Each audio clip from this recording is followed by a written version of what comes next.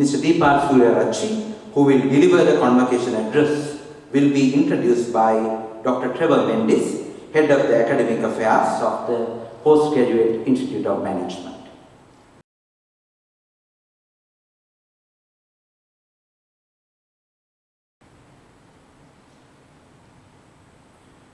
Mr. Deepal Sooriyaarachchi is a much respected corporate personality with over 4 decades of industry experience, and out of that more than 15 years at board level. He proudly claims that he started his career as a sales clerk. He is a fellow member of the Chartered Institute of Marketing UK, fellow member of the Sri Lankan Institute of Marketing, and holds a Masters of Business Administration from the University of Sri Jayawardenepura. He is also an alumni of National University of Singapore, Asian Institute of Management, and the Stanford Business School of USA.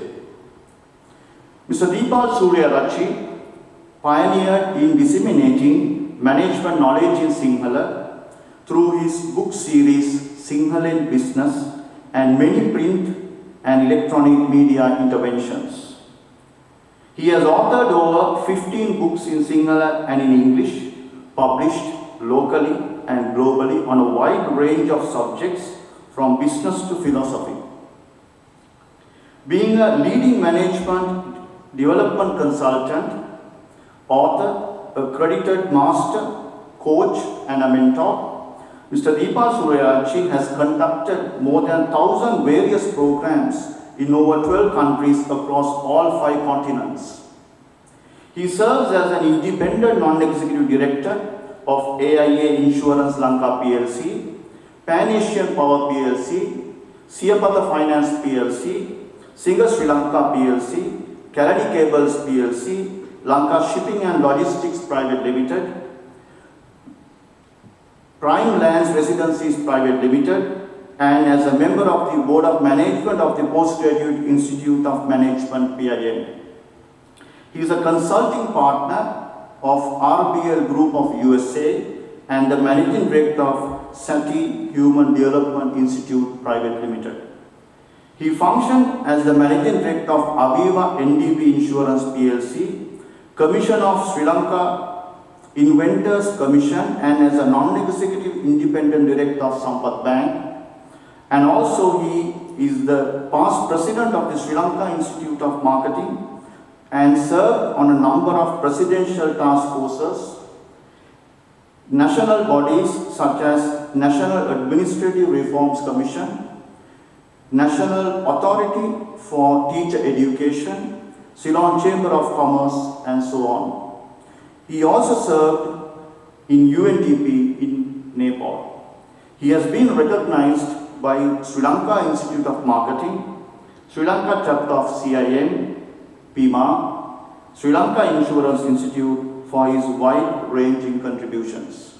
I now cordially invite Mr. Deepal Sooriyaarachchi to address this graduation ceremony. Thank you.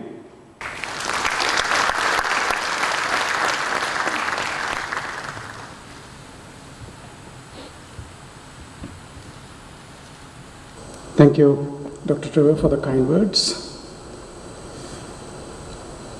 Vice Chancellor, Director of the PIM, Deans of the University of Sri Jayawardenepura, members of the Board of Management and Board of Study, members of the academic and administrative staff, dear graduates and their well-wishers, ladies and gentlemen.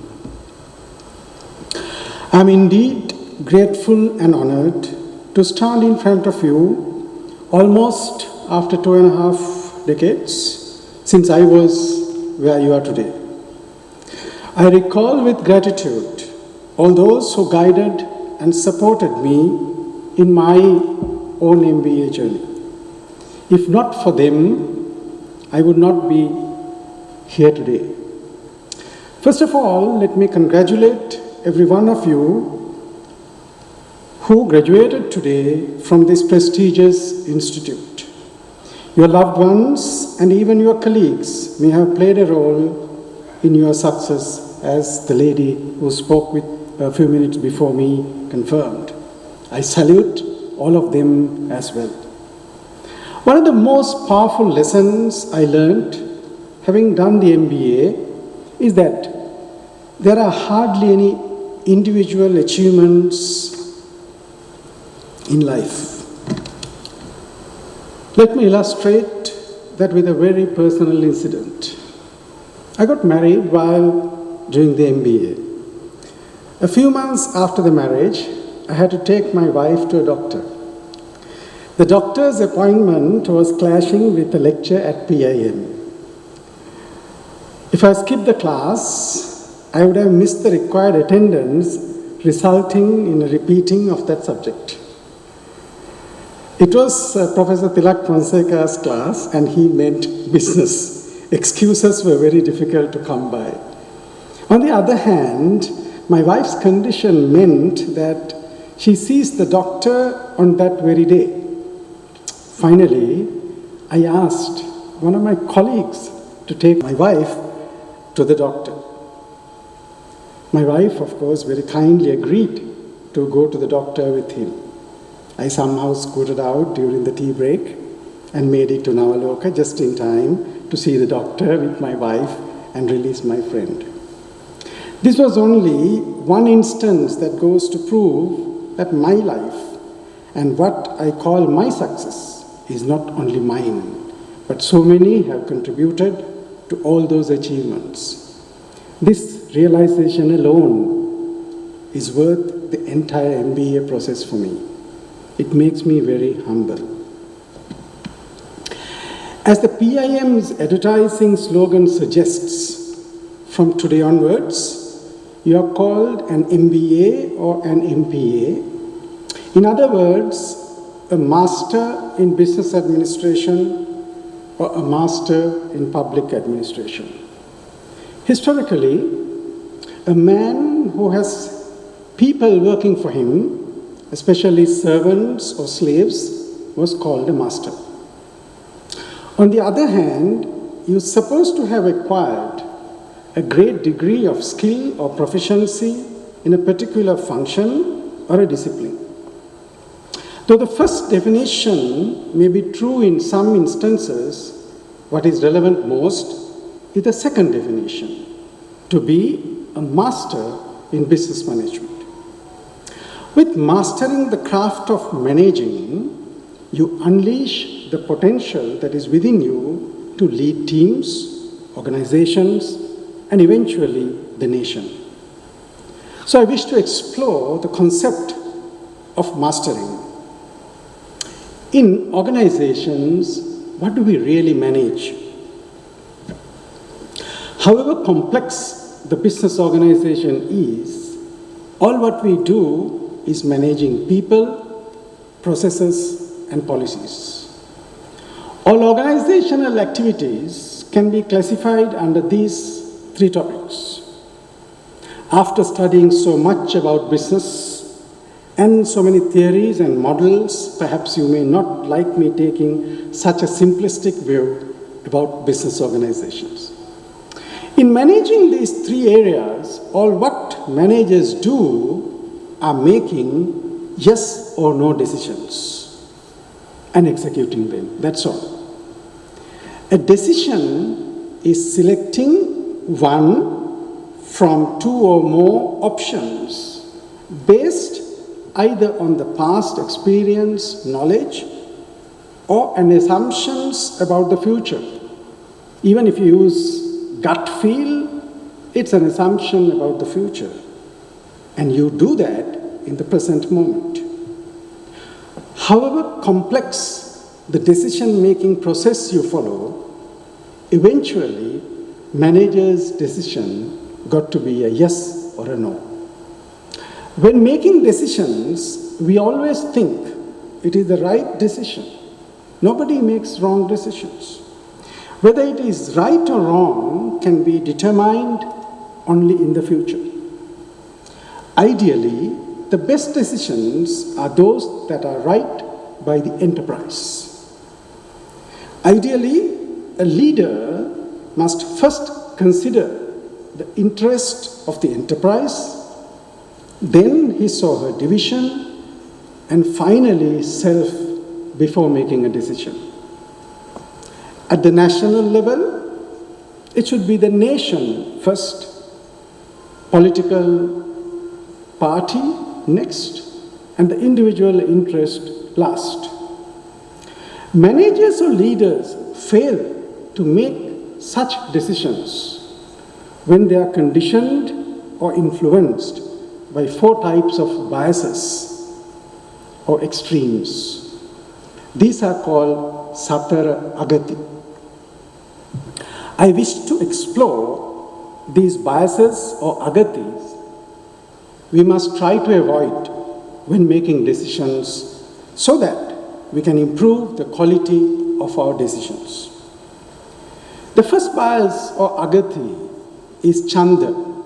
This means strong attachment, liking, or preference.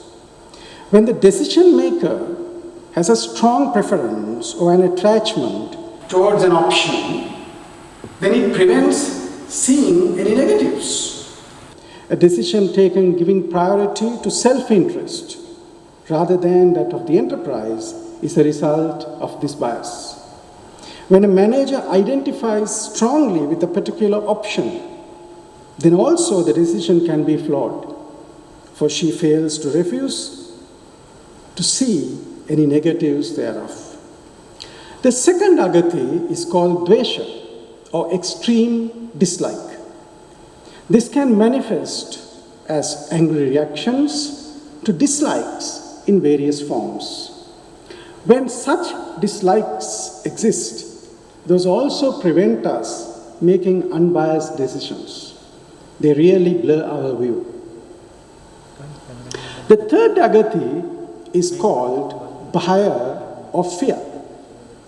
Fear can range from the fear that comes within due to uncertainty or fear to fail, as well as due to various external forces that can cause pressure on the decision maker.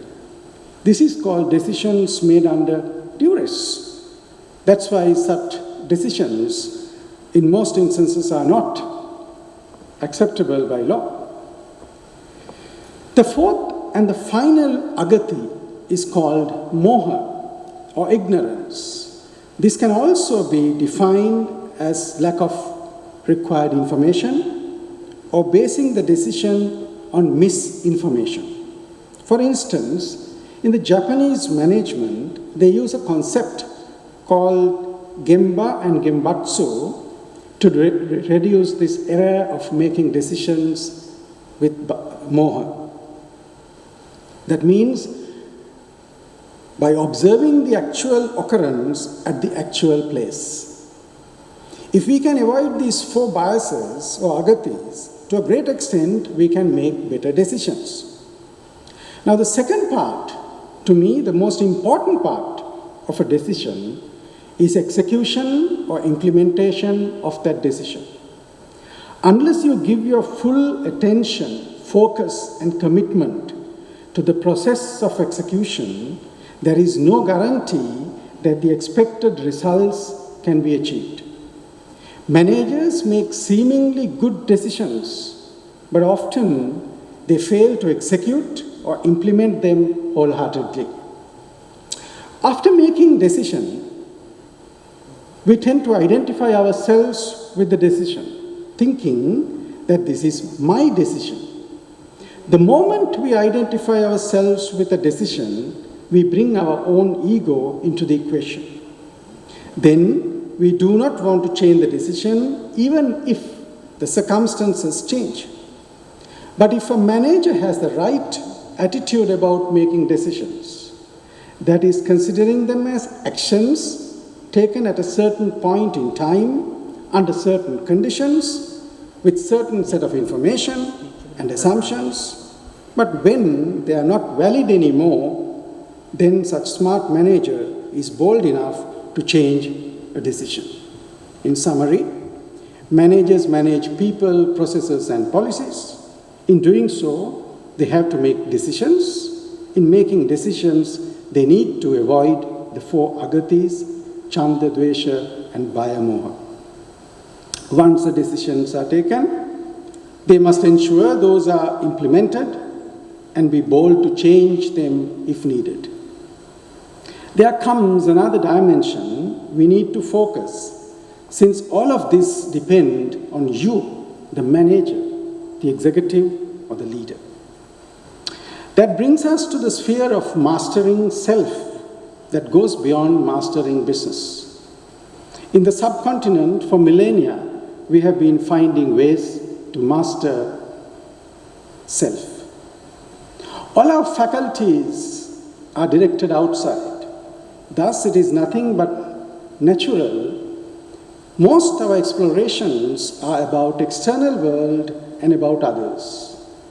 We are so busy in responding to the demands of these faculties, so much so we forget to look inward unless there is some crisis. Since these faculties command our attention, they are also referred as Indriya. It comes from the word Indra. It means ruler, chief or master.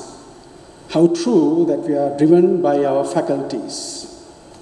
Unless we take the same interest that we take to master business management, to manage ourselves, one day we end up paying dearly. The significance of this is beautifully articulated in Dhammapada, the most popular collection of sayings of Buddha. It says, Yo sahassang sahassena sangame manuse jine ekancha jaya attanang sache sangama juttamo.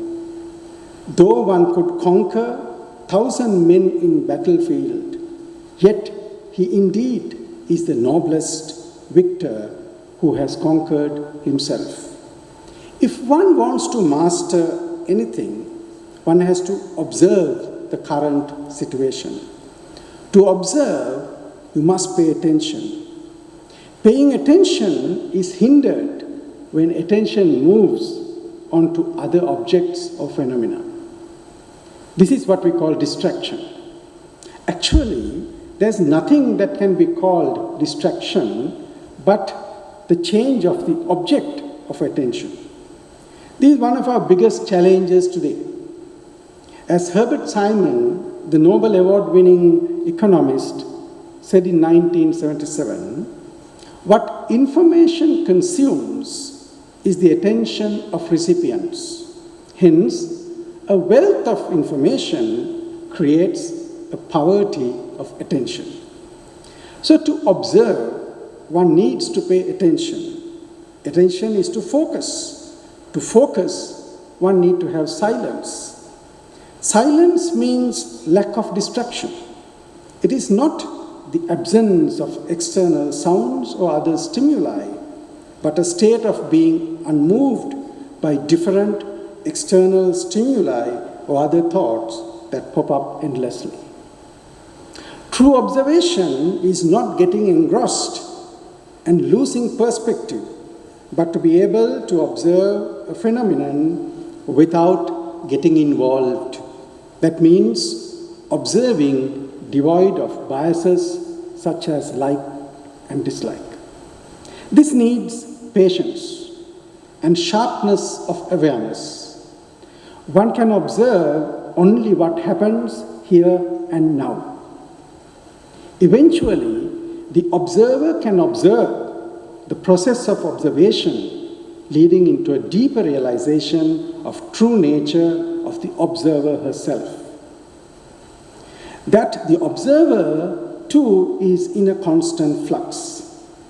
Such a person is fully aware and alive to what goes on here and now. This level of inner mastery is a result of an enormous amount of energy and a deep level of stillness. That realization is the true unleashing of a potential of the person. Although the MBA or MPA is related to the professional aspect of your life, I do not think life can be viewed in such a compartmentalized manner, as personal life and professional life. These are only different roles we play. Thus, life must be viewed as a cohesive whole. Whether professional or otherwise, in most instances, we seem to know what to do, but there appears to be a gap between what we know and what we do. So mastering is about reducing that gap. To master, improve your observation. To illustrate this, let me share a very interesting Zen story. A samurai father wanted to endow his ancestral sword to one of his sons. Obviously, it got to be the one who is the best swordsman among them, the one who had mastered the craft. So to select the best, father decided to set a ploy. He placed a pillow between the door and the ceiling. Whenever someone opens the door, the pillow would fall. Then he asked his eldest son to enter the room. As planned, the pillow fell, but the son was very fast. He could pull the sword, hit the pillow before it reached the level of his knee.